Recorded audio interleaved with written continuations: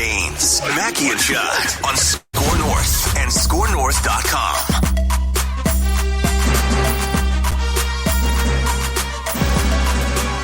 Oh my. Breaking news to start the show today. Welcome in. Daily Minnesota sports entertainment. Sorry, this is for my button bars. It's like once a week my button bar will freeze and I just forget to restart it. But I think we should roll the breaking news into our Tuesday weekly staple here. Who gets it and who doesn't? And we'll throw it to Judd Zulgad to tee this up however he wants. But it does pertain to the Minnesota Vikings. It does indeed. And it is the latest bit of information from Adam Schefter, ESPN, from his sources. My sources about Aaron Rodgers. The report was that now, and this just mysteriously came out exactly a week before the Packers are to begin training camp practice. I don't know where it came from. It just mysteriously surfaced.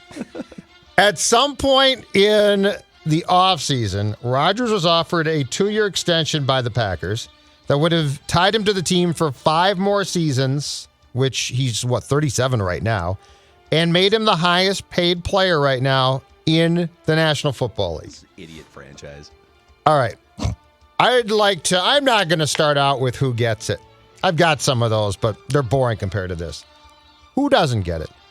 And I guess more appropriately in our town, who's enjoying it? Who doesn't get it is the Green Bay Packers. Who's enjoying it and should be Vikings fans.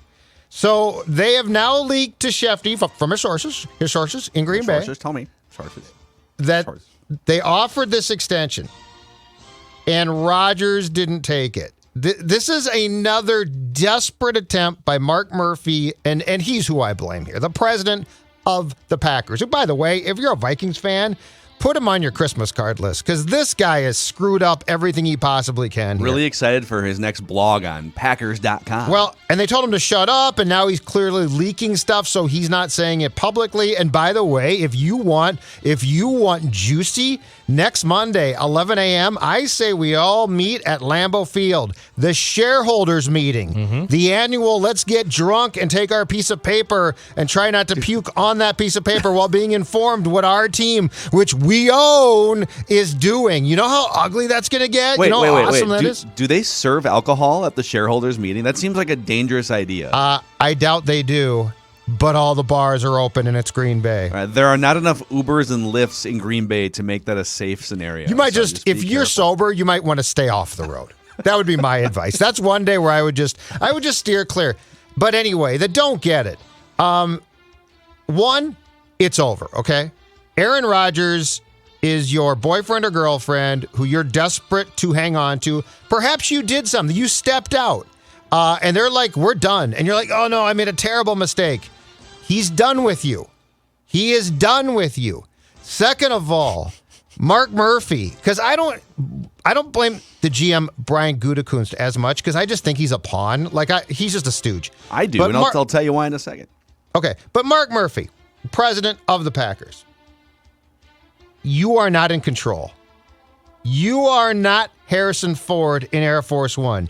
Give me back my damn franchise. Get off my plane. Yes, get off, Lambeau. You're thinking of Mel Gibson in Ransom. Give me back my son. No. Oh, yeah, well, I'm combining the two. I don't care. Okay. My point is you've lost all control. Aaron Rodgers is in control here. And the sooner that you realize that and just create an exit plan, right now you just don't get it. And your attempts to get it, by the day, look more and more futile. Let me just real quick speak on behalf of all Vikings fans when I say,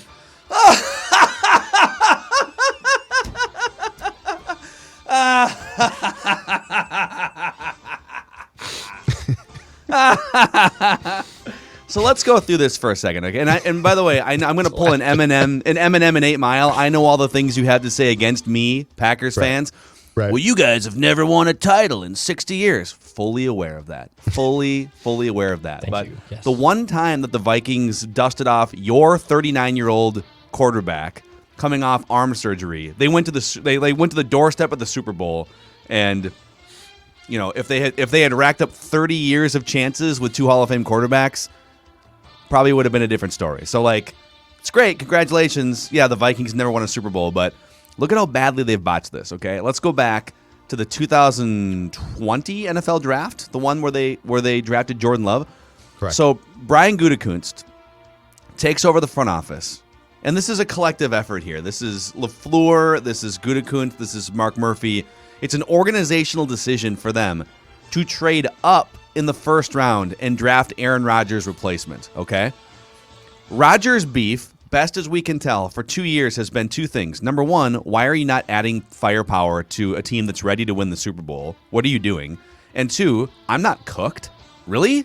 Why are you not looping? Why are we not all looped in together on this discussion? I'm not cooked. I'm ready to win a Super Bowl, and you drafted a quarterback, right? Fast forward 2 years later, and apparently the same organization, according to Adam Schefter's report, has said, oh, actually, we love you. Here's a lifetime contract until you're 43 years old for more money than any quarterback in the NFL is making. Well, aren't you then admitting that Aaron Rodgers was right about all these other things? Yes. Now, you're by offering that contract extension, you're admitting, oh, we screwed up that draft 2 years ago. Holy crap. Can't believe we drafted a quarterback. Here's more money, Aaron Rodgers. Through their actions, they've admitted that Aaron has been right about all these things. Now, is Aaron kind of a cantankerous pain in the ass to deal with? Yes. Yes, probably. Yes, he is. But even more reason to keep him in the loop and part of the decision-making process, right? So, I don't know. This is hilarious. And I would be shocked if this ended with Rodgers just going back to training camp. And he's not going to show up. So he's not. At this point, he is firmly in control. They look like idiots. And I guess here's my question. What are they going to do to regain control aside from granting him his wish and moving him? What they've offered him more. He doesn't want to be there anymore. He doesn't trust them. He doesn't like them. He's probably not wrong. This franchise at one time from really the Favre years on, and I covered it for 2 years, was incredibly well run. I had a lot of respect for how they did things. And when I started to cover the Vikings initially, the Vikings were a gong show. Now they're not, but they were back then. And the difference was they were in different leagues. The Packers don't have that now. They're not well run. They're not well run, and that's a major problem. But if you're a Vikings fan, enjoy it, and here's why. In the column I just wrote, initially you would think, well, I don't want to enjoy this too much, bad karma, right? Like if I laugh too much. But how much worse can your karma get? You've choked in the biggest situations already. Your karma can't get worse. Correct. 2009, 98. No, but I'm just saying, go ahead and enjoy this, Vikings fans. This is your chance right now, if Rodgers does not show up, you can say, I think beyond a shadow of a doubt, right now, you have the best quarterback in the division. Yeah. Your coach actively decided to kick a field goal down one possession, and that's the last impression you're going to see of your quarterback. Congratulate! Don't get me wrong. The Vikings coach, his defense has melted down in big games. NFC Championship game, they got their asses kicked against San Francisco. It's happened. Your coach said, I trust my defense to get a stop and not the best quarterback in the NFL. So, goodbye, Green Bay. Yeah. Goodbye. And again, I love it. Eminem 8 Mile Rule. We know everything you have to say about us. We get it. Yeah. This is still hilarious. Good news for Brian Gutekunst and the rest of the Packers brain trust. If your job security is in question and you're looking for some new employment, Burnsville Heating and Air is here to help you guys. So they are looking for full-time workers to join their new construction department to help with HVAC installation, and they're hiring all levels of experience. So whether you are apprentice level and you need to learn on the fly, they'll teach you. If you're a lead, a finisher, an equipment setter, they'll give you on-the-job training if you need it, and up to a $2,000 sign-on bonus. These are full-time positions. The work sites are within 10 to 20 minutes of wherever you live, so if you're far away from Burnsville, that's not a problem.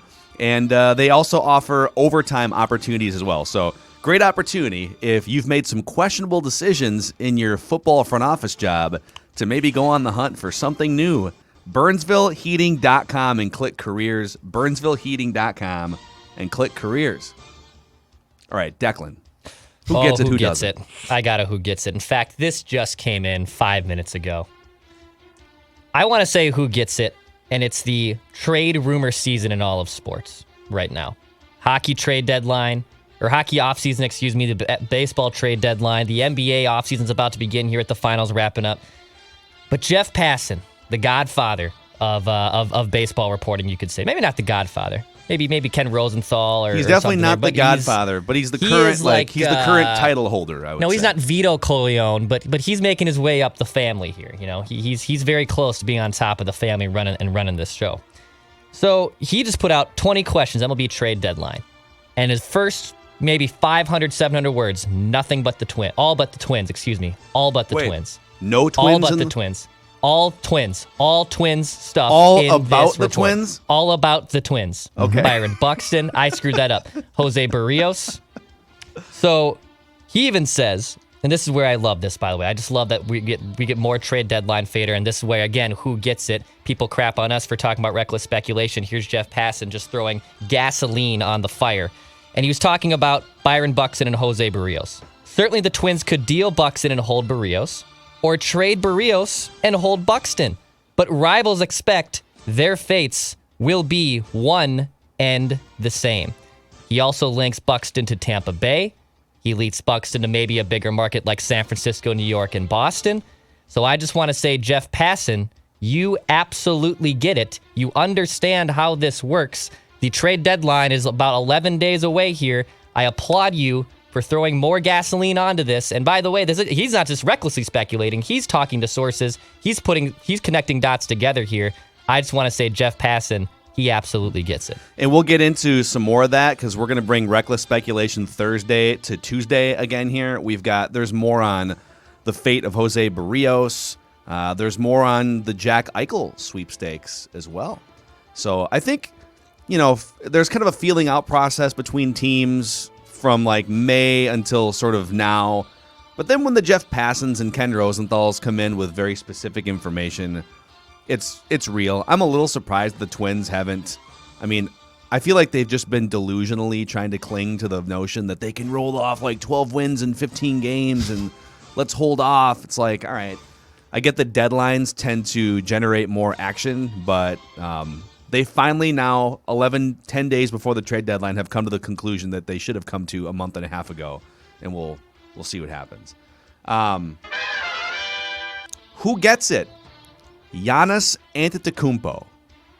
I don't know if you guys saw that clip of him talking about ego and fantastic living your life in the moment and living your career in the moment. And as a reader of Eckhart Tolle books in my life, it really resonated with me and a bunch of other people. But the reason why he gets it, I'm going to tie this to the Timberwolves here too, because I think he gives teams like the Timberwolves a lot of hope. He's like the anti-superstar in today's NBA. And I love superstars in the NBA, but he's humble, he's likable, he seems to be free of ego and narcissism, and he just seems to play basketball with this level of joy, and he doesn't seem to be bothered by criticism or fans counting down from 10 while he's at the free throw line. I just love the way that he goes about his entire personality. He's not caught up in the NBA's cliques, like you see all these players openly rooting for Chris Paul because he drinks red wine with them on private jets. And most importantly for Timberwolves fans, Giannis chose to plant a flag in Milwaukee after he could have elected to go hit free agency or demand a trade right when they sort of stalled up the last couple of years.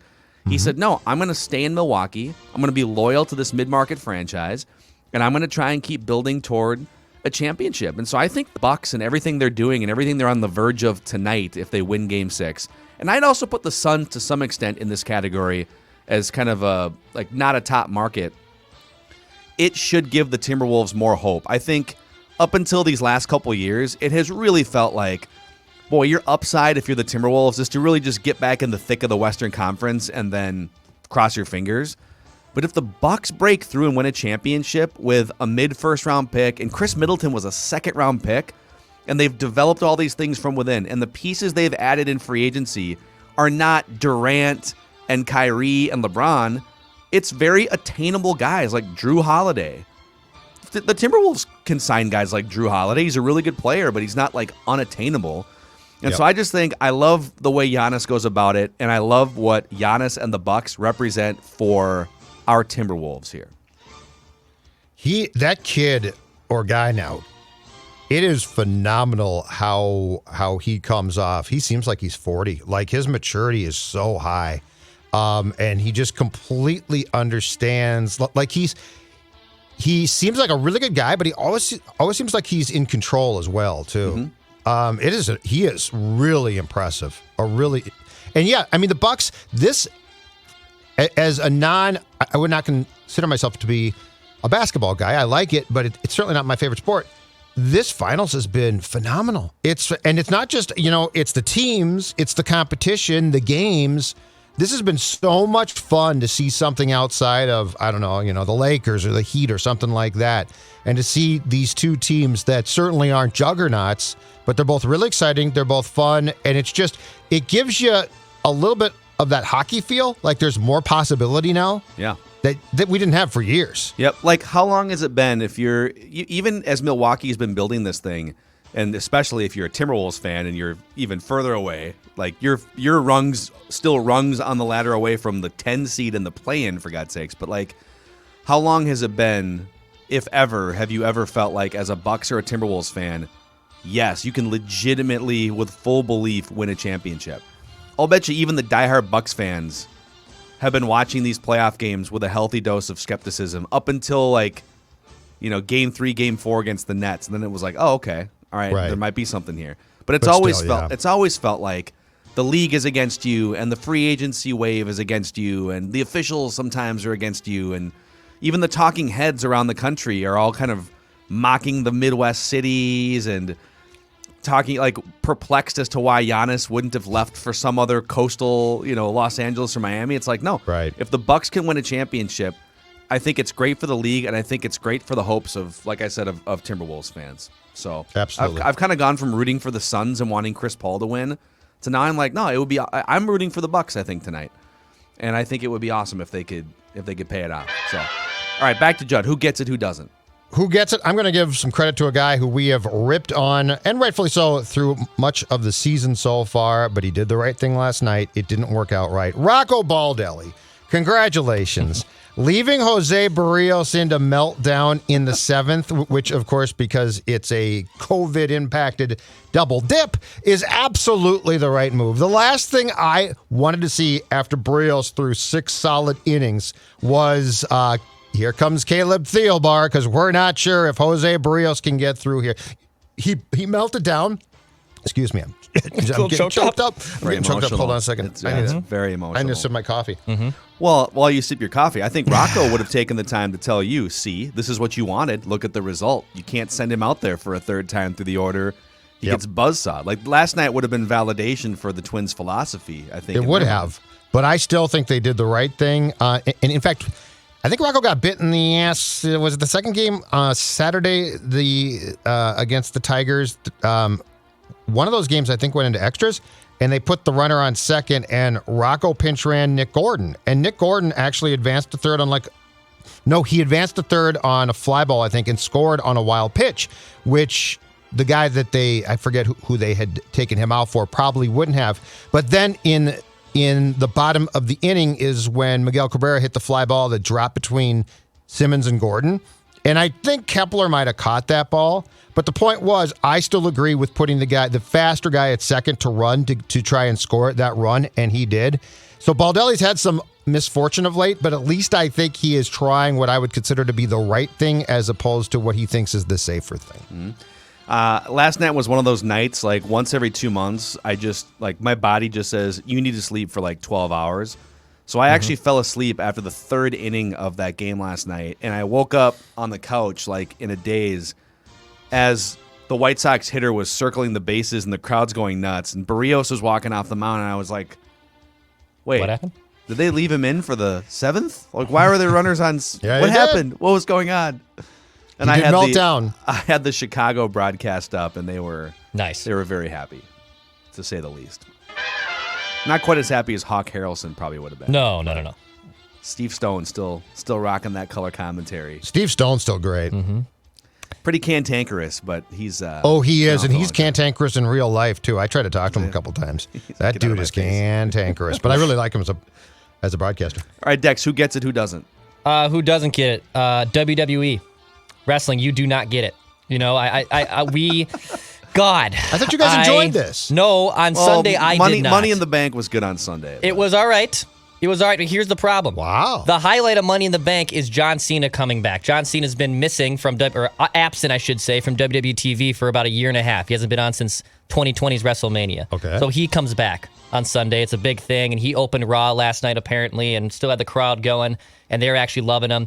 And then also on Raw yesterday, Bill Goldberg comes back. Old 50 of them. He lasts 30 seconds in a match, and now all of a sudden we're retreading these old these old guys that no one cares about. Meanwhile, there's young superstars on here that should be getting over. They bring out the NXT champion, Jeff Hardy, who's my guy, pins him in 90 seconds. They just bury their lead dudes. I don't understand what WWE is doing. And look, wrestling is just a passion of mine, if you can't tell. I like watching it. I still invest in it. I'm almost 30 years old. Phil's as big of a wrestling nut as I am. But Vince McMahon needs to go away. Vince McMahon needs to go away. Let his son-in-law run this company. Let his daughter run this company. Put your eggs in other people's baskets, Vince McMahon. You have no idea what you're doing. It's not 2008 anymore. It's 2021. Somebody call. We need Bill Goldberg. Dust off Bill Goldberg. Good bleep right here. I know that's exactly what he's saying backstage with the headset on, okay? I'm sick of it. WWE, you do not get it. You don't get it. I've got 3 letters for you for your elixir. AEW. It's a better product. It's a more modern product. It's on TNT every Wednesday night.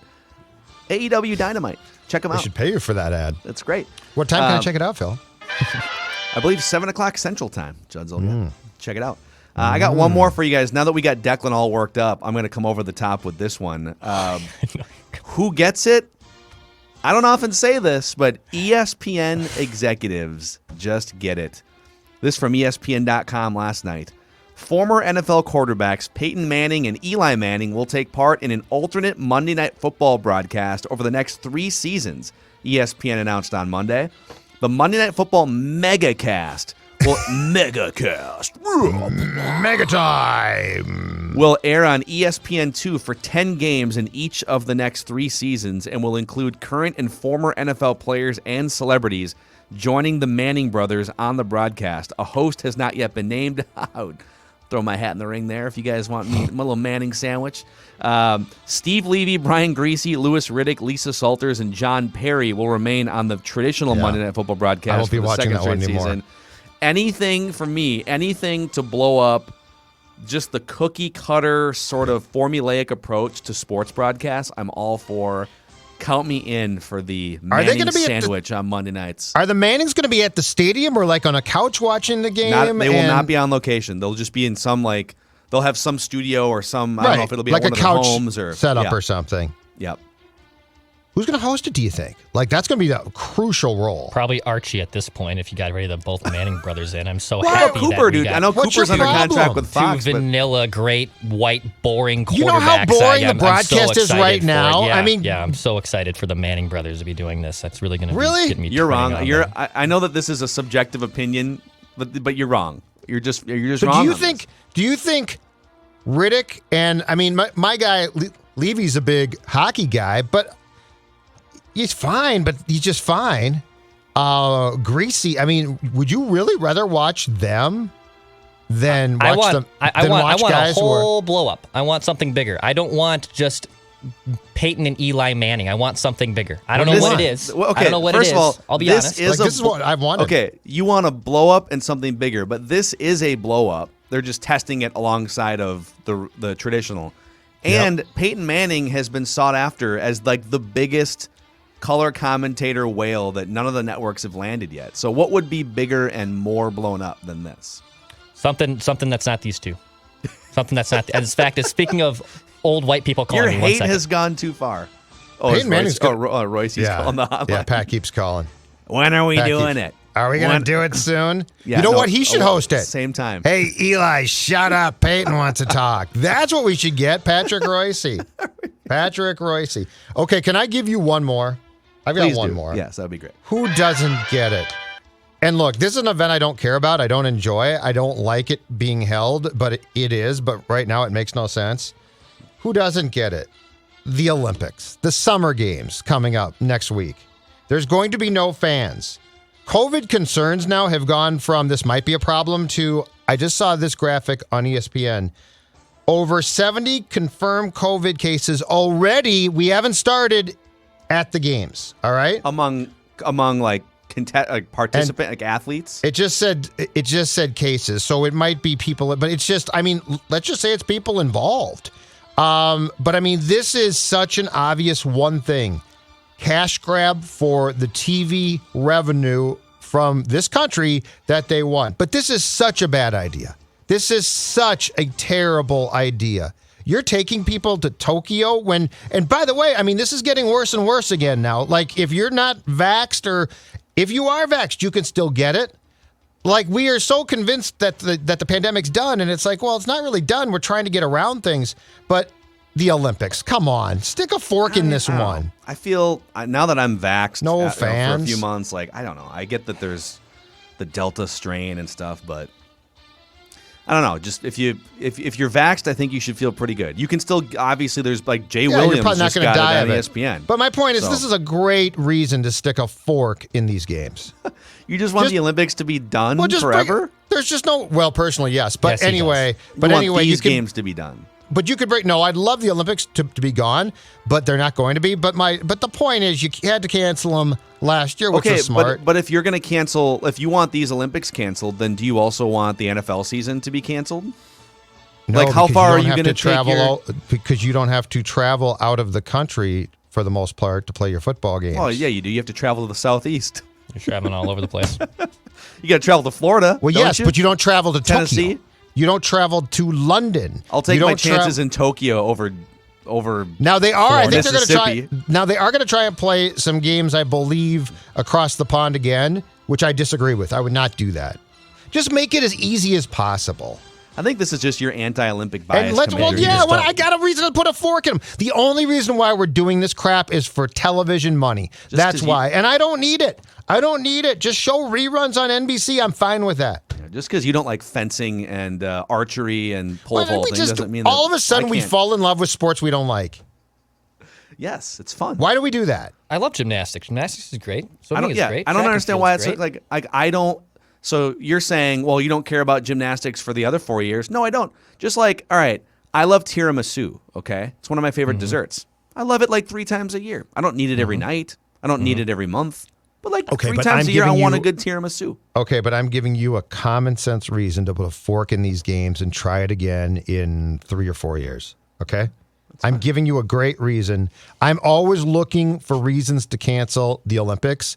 And right now, I've got a really good one. You actually have a good one this time. In this instance, you do. Yes. It's sometimes I've gone off half-cocked before about the Olympic Games.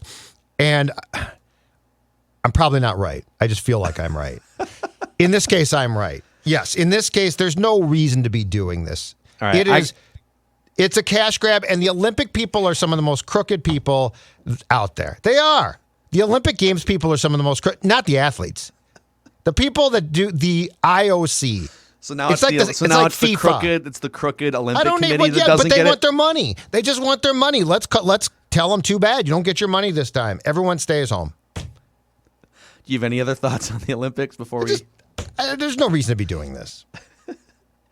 I got one more. You know who gets it? Federated. Federated gets it. Yes, and they do. And they've gotten it for over 100 years. And they also, they have helped raise since 2005 over $41 million for Big Brothers Big Sisters, which is a 100-plus-year-old one-to-one mentoring organization. So in terms of just igniting the potential of young people across the country, Big Brothers Big Sisters is leading the charge on that front. And Federated has been one of the bigger organizers of fundraising with the Federated Challenge in the Twin Cities area. Thanks to partners like Sit Investment Associates, Minnesota Timberwolves and Lynx, Holborn Corporation, and more. Check out the great work that Big Brothers Big Sisters does at their website. That's just a .org. And federatedinsurance.com to find out how they can help your business maximize its potential.